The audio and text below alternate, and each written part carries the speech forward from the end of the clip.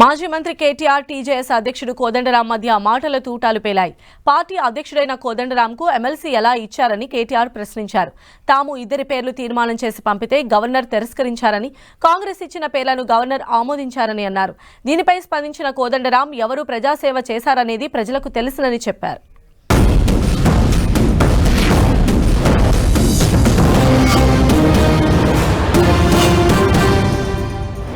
మనం 4 నెలల కిందట క్యాబినెట్ లో తీర్మానం చేసి మన ప్రభుత్వం ఉన్నప్పుడు గవర్నర్ గారికి పంపించినాం.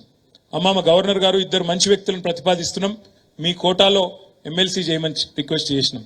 ఆమె ఏమని రిజెక్ట్ చేసింది తెలుసా? రిజెక్ట్ చేసింది. ఏమని? వీళ్ళిద్దరికి రాజకీయ నేపథ్యం ఉన్నది, రాజకీయ సంబంధం ఉన్నది కాబట్టి నేను ఇద్దరిని తిరస్కరిస్తున్నా అని పంపించింది. మరి నిన్న కోదండరాం గారు ఒక రాజకీయ పార్టీ అధ్యక్షుడు, ఆయన రాజకీయ పార్టీ కార్యకర్త కాదు, నాయకుడు కాదు, తెలంగాణ జనసమితి అనే రాజకీయ పార్టీ అధ్యక్షుడు.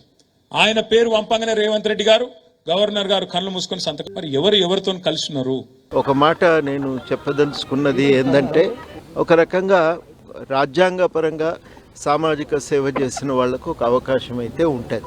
దాని ప్రకారము ఒక సుదీర్ఘ కాలం పాటు నేను తెలంగాణ ఉద్యమమే కాదు, అంతకుముందు కూడా అనేక రకాలైనటువంటి కార్యక్రమాల్లో పాల్గొని ఉన్న సంగతి మొత్తం ప్రపంచానికే తెలుసు.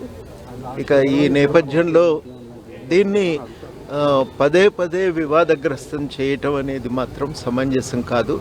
ఇవాళ మేము చెప్పేది ఒకటే ఏంటంటే, ఇక అన్ని విషయాలు ప్రజల ముందున్నాయి, ప్రజలే ఆలోచించుకొని వారు ఈ విషయంపై ఒక అవగాహన ఏర్పరచుకోవాలి.